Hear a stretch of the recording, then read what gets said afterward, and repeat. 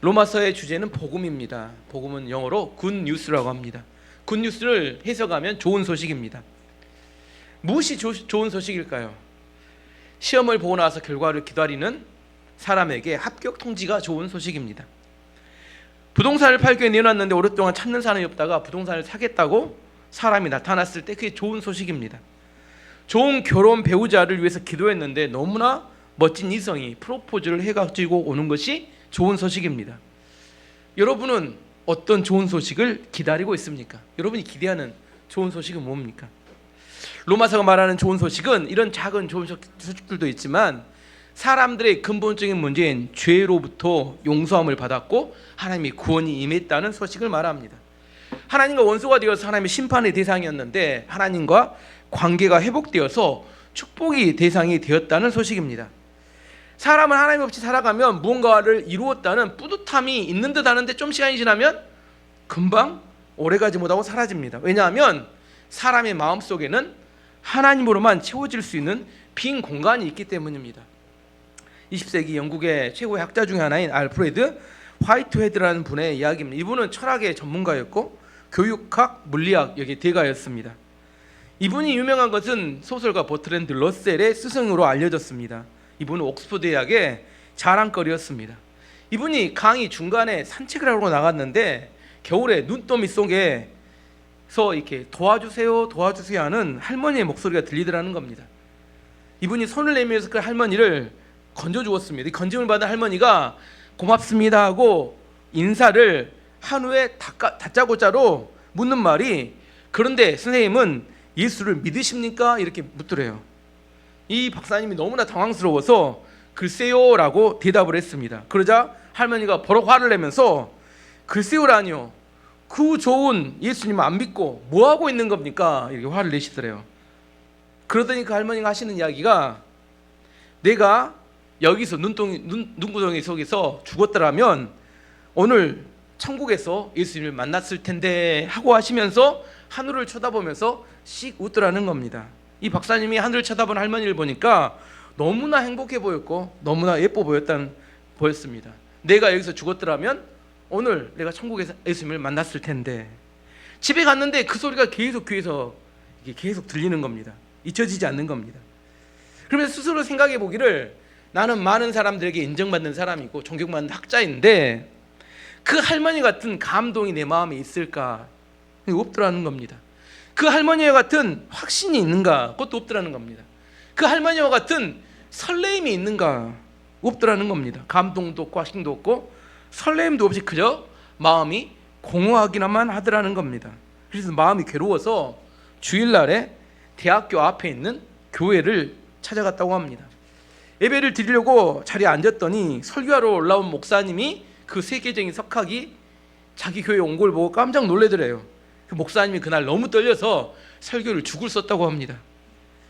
그래서 이 다음 주에도 혹시 그분이 올지 모르니까 칼을 갈면 설교를 준비했다고 합니다. 설교 제목은 과학과 하나님의 질서. 엄청 지적인 설교를 준비했고 그 다음 주는 수학에 나타난 하나님의 영광. 4주를 연속 한 달 동안 내내 이런 어려운 설교를 했답니다. 그러고 났더니 그분이 화이트헤드 박사가 교회에 등록을 하더래요. 너무 기뻐서 이 목사님이 가서 물어봤다고 합니다. 도대체 제 설교 중에 어떤 부분에 감동을 받고 예수님 영접하고 등록하시게 되었습니까? 이 박사님이 당황해서 머뭇거리더래요. 그래서 말하기를 사실 목사님의 설교에서는 별로 감동을 받지 못했습니다. 눈구덩이 속에 있는 그 구해준 할머니의 이야기를 해주면서 그 할머니가 내가 오늘 여기서 죽었더라면 예수님을 천국에서 만났을 텐데 그 이야기가 자기 귀를 떠나지 않았고 정말 목사님이 설교하는 중에 가끔 들리는 예수님 이야기, 가끔 들리는 십자가 이야기, 예수님과 십자가 이야기를 들으면서 나도 예수님을 붙들어야지 하는 마음을 먹고 영접했다는 겁니다. 세상에서 아무리 성공한 사람일지라도 하나님을 만나지 못하면 방황하게 되고 공허함이 그 마음속에 있어 그렇게 살아가게 됩니다. 이 시대를 불확실성의 시대라고 이야기합니다. 사람들은 불확실한 것을 매우 싫어합니다. 뭘 좋아해요? 확실한 걸 좋아합니다. 젊은 청년들이 연애를 할 때 사귀는 것도 안 사귀는 것도 이 애매한 상태를 뭐라고 하냐면 썸 탄다고 하면 썸 탄다고. 사귀는 것도 안 사귀는 것도 아닌 애매한 상태. 썸을 타게 되면 내가 어떤 행동을 하고 어떤 표현을 할지 이게 애매해집니다. 근데 이런 애매한 상태가 오래 지속되면 둘 중에 하나, 먼저 견디기 힘든 사람이 뭐라고 이야기하냐면, 그런데 우리는 무슨 사이야? 이렇게 물어봐요. 이 애매한 게 싫다는 거예요. 사귀는 사귀인지 남남인지 그걸 분명히 하고 싶다는 겁니다. 어떤 경우에 남자나 여자나 어장 관리를 하는 사람들이 있습니다. 관계를 애매하게 만들어 놓고 상대로 하여금 마치 애인 관계인 것처럼 착각하게 만듭니다. 문제는 이 어장 관리하는 사람들은 한 명만 관리하는 게 아니라 여러 이성을 관리를 해요. 특별한 관계를 설정하고 싶지는 않지만 상대방으로 하여금 자기를 좋아하는 감정을 만들어서 필요한 것만 상대에게 쏙쏙 얻고자 하는 사람들 말합니다. 꽤 있습니다. 이런 어장 관리하는 사람들. 이런 사람들 조심해야 합니다. 상대방의 감정을 속이는 거죠. 관계 설정을 하지 않고 감정만을 움직이는 겁니다. 이걸 좀 더 심해지면 가스라이팅이라고 하면, 이게 심해지면 가스라이팅이라고 하는데, 어쨌든 사람들은 확실한 것, 안정적인 걸 추구합니다. 근데 세상은 점점 확실하고 안정적인 게 사라져 갑니다. 예전에 한번 직장을 다니면 평생 직장 이런, 요즘에 이런 단어가 있는가 모르겠어요. 요즘은 이직도 쉽고 해고도 쉬워졌습니다. 직장인들에게서 가장 두려운 것은 언제 직장을 잃을지 모른다는 두려움입니다. 요즘 나이에 상관없이 수많은 질병이 발생합니다. 20대인데 뇌졸중이 발생해서 한쪽 팔다리가 마비돼서 병원에 입원하는 환자들이 있습니다. 심장병이 발생해서 심장병 같은 노인 질환이 20대에도 발생합니다. 꽤 많은 사람들이 건강검진하는 것을 두려워합니다. 왜요? 혹시나 검진하러 갔는데 뭐가 나올까 봐, 내가 몰랐던 어떤 큰 질병이 나올까 봐 건강검진을 두려워합니다. 유럽에서 활동하는 그 중국계 의사인 여우평 박사가 30년 동안 의사로서 200구 이상의 시신을 이렇게 해부를 해봤다고 합니다. 그 해부하면서 그가 이렇게 집중했던 거, 관찰했던 건 뭐냐면, 이 사람이 왜 죽었을까, 이걸 관찰을 했대요.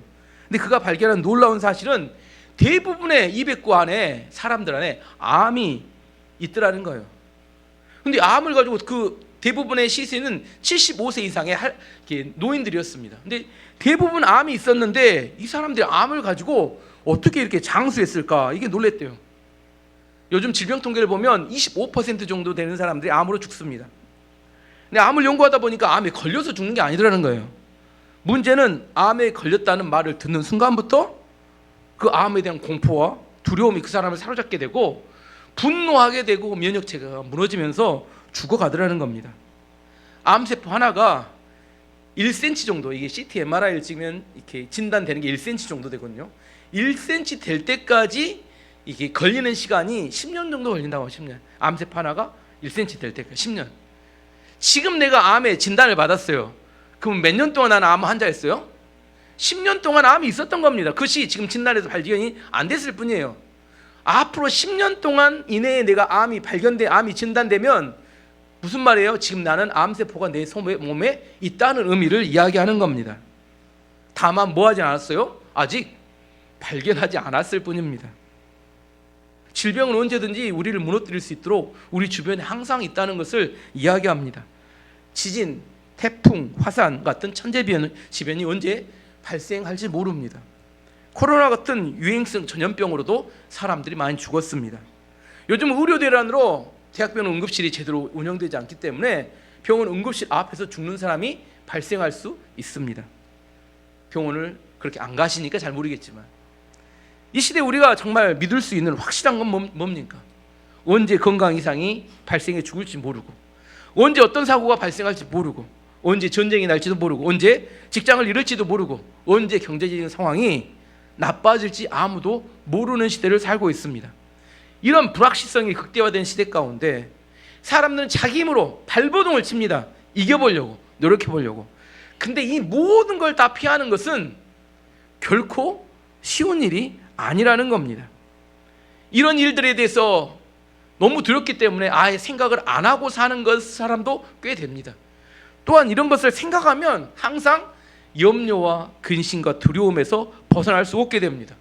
이런 불확실성이 심한 시대 가운데 우리가 행복하고 평안한 삶을 살 수 있는 것은, 비결은 뭘까요? 어떻게 하면 이런 시대 가운데 평안하게 살아갈 수 있을 것인가? 믿음이 있어야 합니다. 어떤 믿음이냐면 나의 인생보다 더 크신 하나님을 만나야 합니다. 교회 오면 하나님을 만나야 합니다. 믿어야 합니다. 이야기합니다. 근데 많은 사람이 어떤 하나님을 만나냐면 나의 인생보다 작은 하나님을 만나니까 두려움이 벌벌 떱니다. 나의 인생이 있고 하나님이 있어요. 뭐가 더 커요? 내가 만난 하나님이 더 크면 평안과 안식 가운데 살 수 있고, 내가 만난 하나님이 내 인생보다 적으면 항상 두려움과 염려, 근심 속에 살아갈 수밖에 없어요. 내 인생보다 작은 하나님을 만나면 여러분은 평안하고 안심하며 살 수 없게 됩니다. 이제 오늘 본문으로 돌아가서 사도 바울에게 고민이 있었어요. 자기 동족이었던 유대인들이 예수님을 거절함을 통하여 구원받지 못하게 되었고, 자기는 그런데 이방인에게 복음을 전할 사명을 가지게 되었습니다. 이방인들에게 복음을 전하면 너무 잘 받아들이는 거예요. 아멘 할렐루야 감사하며 너무 기쁨 가운데 살아가는 겁니다. 그래서 사도 바울이 하나님께 물었습니다.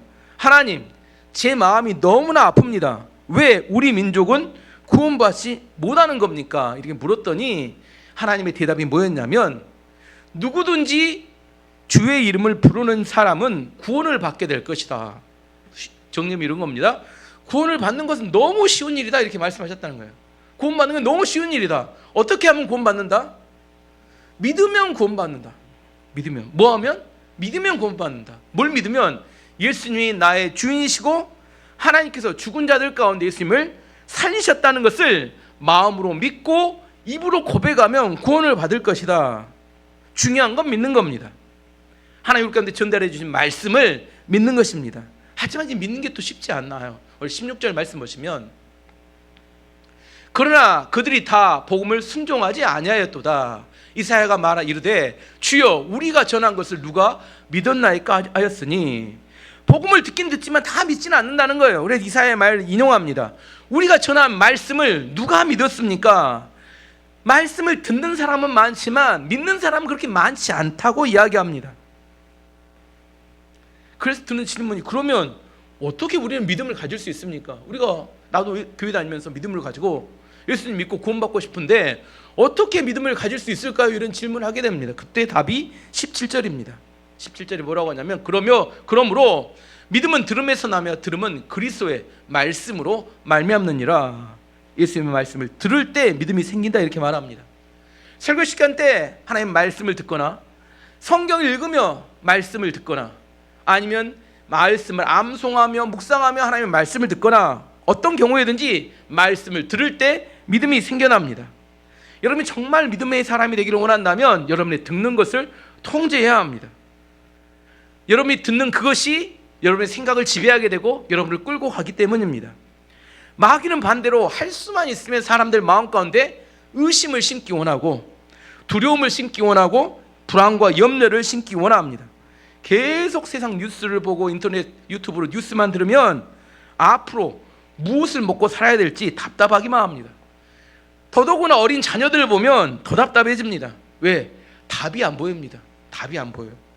답이 보여야 되는데, 근데 상황이 안 좋은데 하나님 말씀을 들을 때부터 우리 안에서 열정이 솟아나고 용기가 생겨나고 희망이 보입니다. 에레미야 선지자는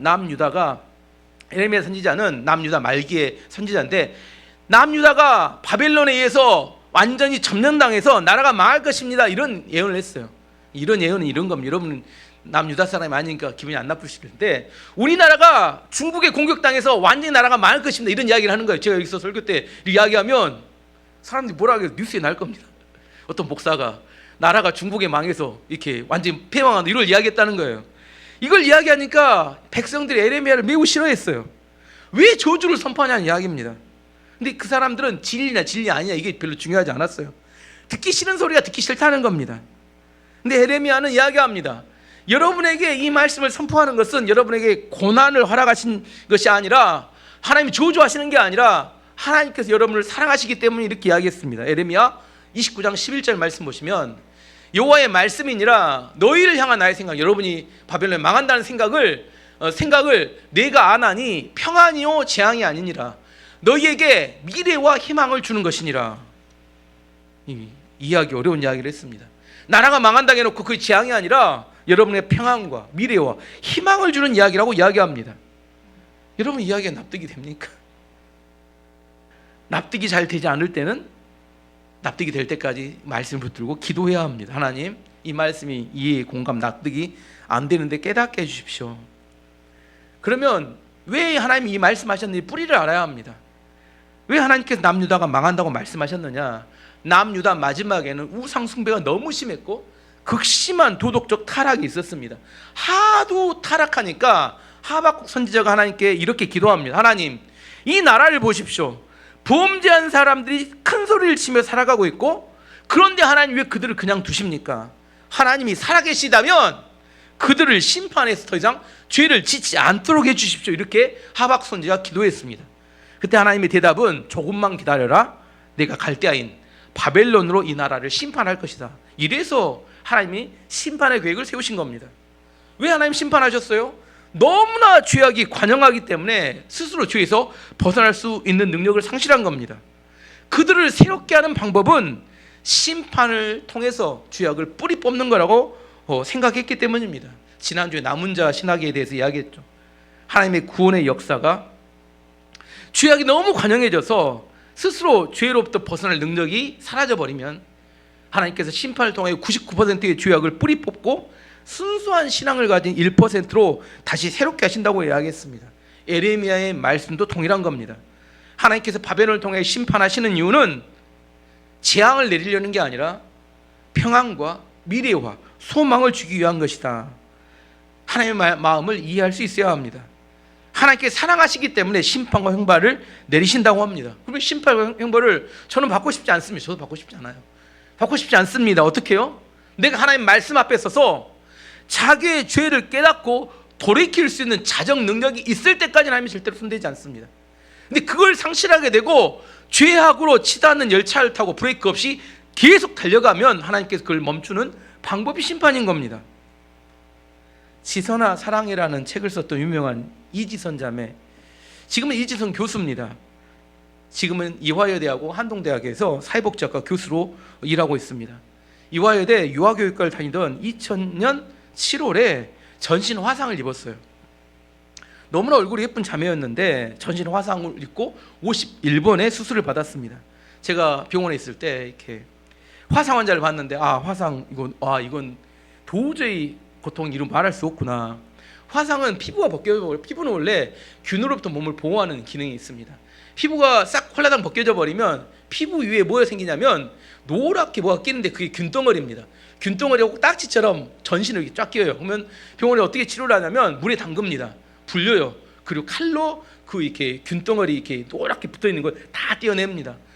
그 고통에 소리치는 소리가 너무 고통스러워요. 옆에서 있기만 해도 너무 힘든데, 그래서 마약 진통제 주사를 놓고 치료하는데 그것도 너무 힘듭니다. 그때 생각했어요. 화상은 살아남기도 어렵지만 살고 난 다음에도 이거 너무 문제구나. 근데 이 자매도 그랬던 것 같아요. 그래서 오빠에게 이렇게 이야기합니다. 오빠, 나 좀 죽여줘. 도저히 이렇게 일그러진 얼굴로 살 자신이 없어. 오빠, 날 죽여줘. 사는 것보다 죽는 게 덜 힘들 것 같다고 이렇게 생각한 겁니다. 한번 사진 한번 봐보도록 하겠습니다. 어떤 모습인지. 이쪽이 20대, 지금 반대쪽은 지금 현재 교수로 일하는 너무나 예쁜 자매였는데 얼굴이 완전히 좀 더 자세히 보면 완전히 화상 얼굴로 일그러져 있습니다. 됐습니다. 여러 차례 성형수술을 받고 난 다음에 화상에서 치유받고 난 다음에 처음으로 거울 앞에 섰을 때 이야기합니다. 그곳에 낯선 자기 자신이 있더래요. 그래서 인사했다고 합니다. 지선아 안녕. 그리고 너무 많이 울었다고 이야기합니다. 근데 그때 목사님께서 그 주셨던 말씀이 생각났는데, 그 말씀은 모르드게가 에스더에게 했던 이야기인데, 에스더 4장 14절 말씀인데, 내가 왕후의 자리를 얻는 것이 이때를 위함인지 누가 알겠느냐로 말씀하시는 목사님이 하신 이야기가 뭐냐면, 하나님께서 분명히 너의 고통을 사용하실 거야, 이렇게 말씀하셨다는 거예요. 그 말씀을 가슴속에 품었다는 겁니다. 그 말씀을 자기 가슴에 품었다는 겁니다. 그때부터 인터넷 블로그에 글을 쓰기 시작했는데, 블로그 이름은 주바라기 이지선인데 몇 년 가지 않아서 300만 명 정도가 그 사이트를 방문할 정도로 인기 있고 영향력 있는 사이트가 되었습니다. 가난, 질병, 열등감, 실패로 죽음을 생각하는 사람들이, 희망을 잃어버렸던 사람들이 그 사이트에 와서 새 힘을 얻는 공간이 되었습니다. 이진수 자매가 이렇게 고백합니다. 하나님께서 자신을 더 넓은 인생으로 되게 하셨다. 유아교육과를 졸업했다면 선생님으로 어린 아이들에게 영향을 주었지만 화상으로 자신의 지경을 넓혀주어서 더 많은 사람들에게 영향을 주는 사람이 되었다. 이진수 자매가 이런 이야기를 합니다. 화상으로 어느 날 지하철을 탔는데 어린 아이가 자기 얼굴을 보더니 막 크게 울더라는 겁니다.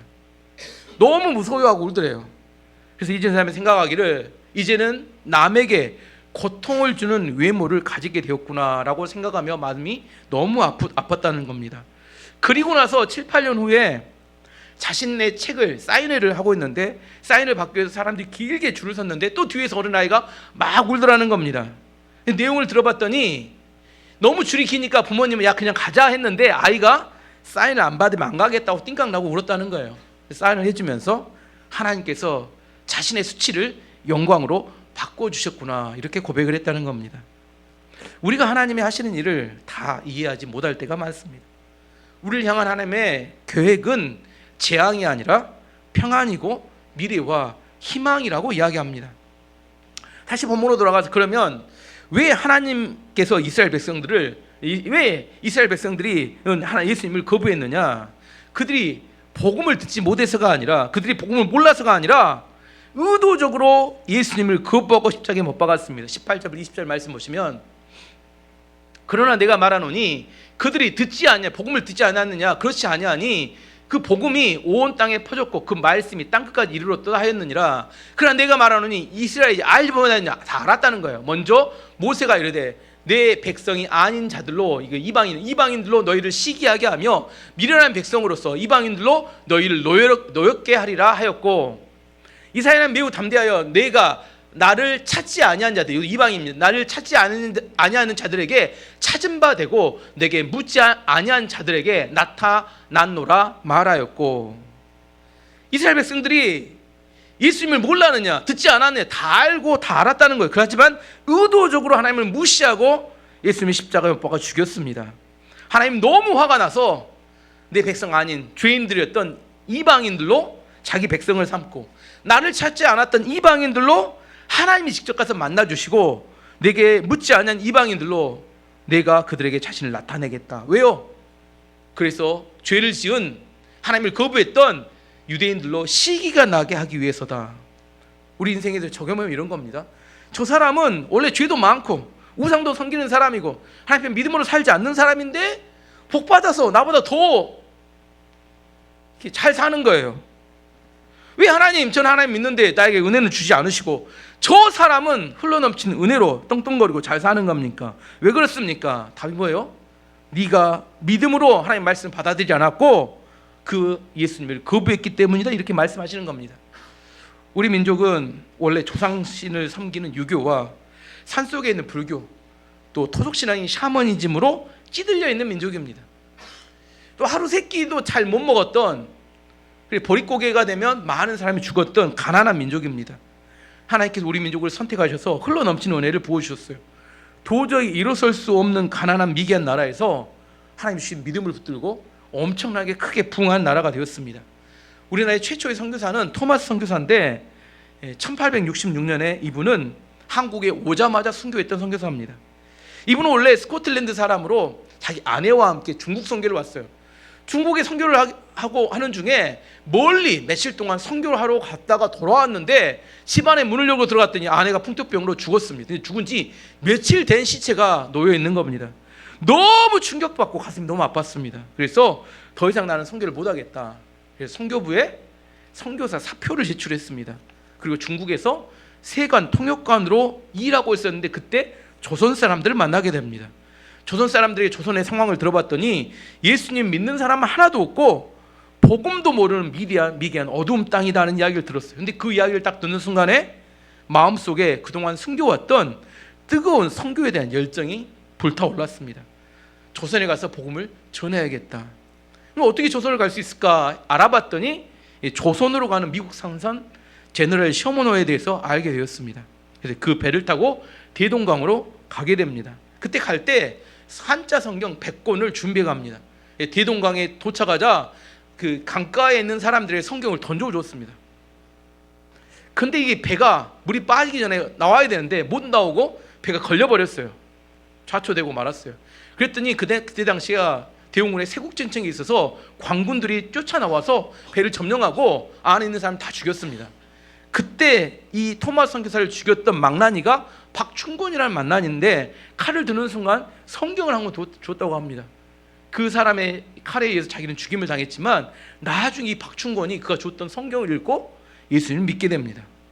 그리고 토마스 선교사가 던져줬던 성경 중에 박치량이라는 12살 먹은 어린아이가 3권을 주워가지고 집에 갑니다.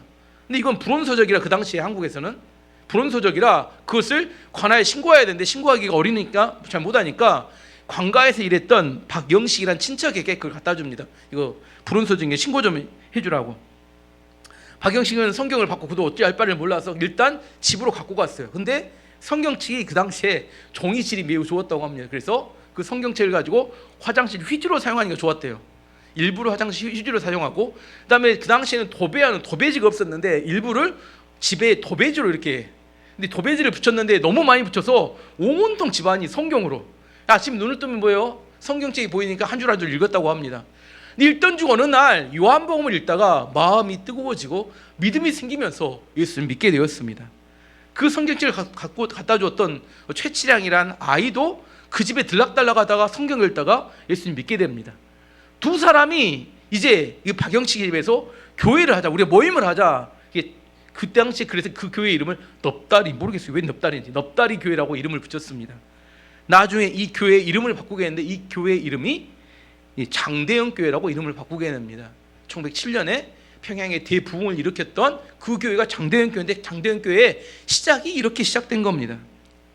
우리가 누구인가 복음을 전해보면 복음을 전하는 사람이 그 복음을 듣고 쉽게 예수님을 잘 믿던가요? 안 믿던가요?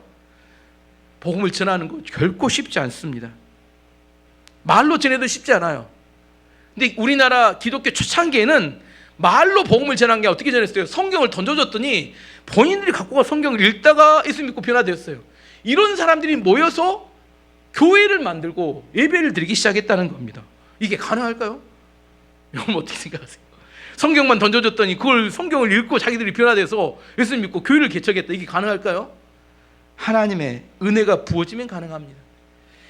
하나님의 말씀을 깨닫게 하는 하나님의 은혜가 있으면 얼마든지 가능한 일입니다.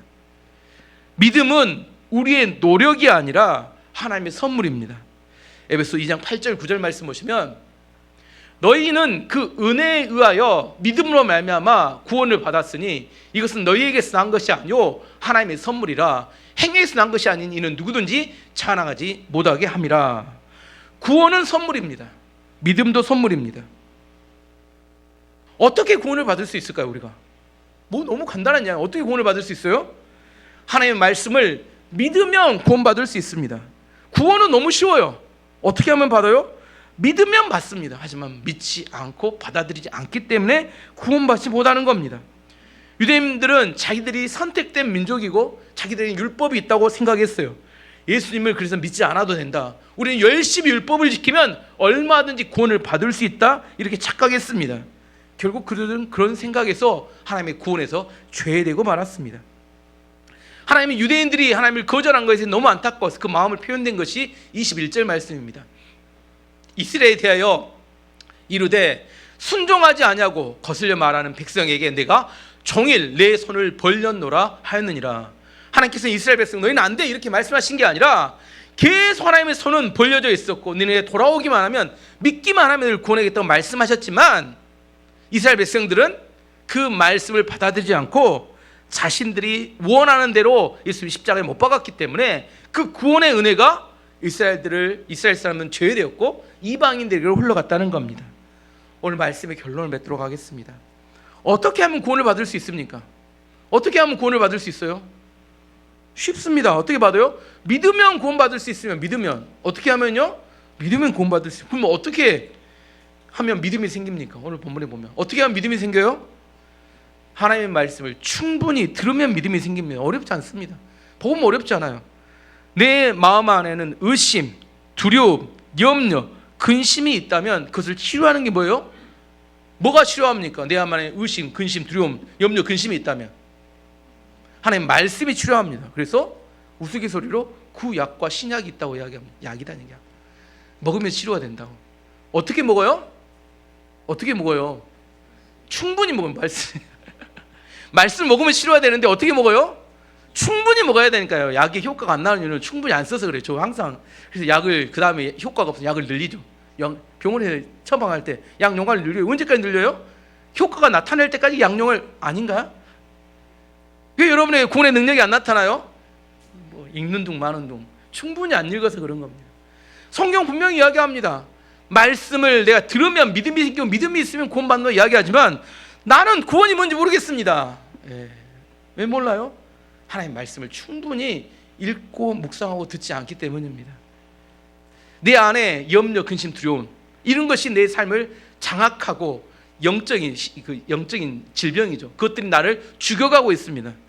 이런 것들을 몰아내고 내가 믿음의 역사 가운데 살아가는 비결은 하나님의 말씀을 충분히 들어야 합니다. 이번 한 주도 하나님의 약속을 믿음으로 받아들여서 구원의 역사가 여러분 삶 가운데 있기를 축원합니다. 이제 함께 기도하도록 하겠습니다.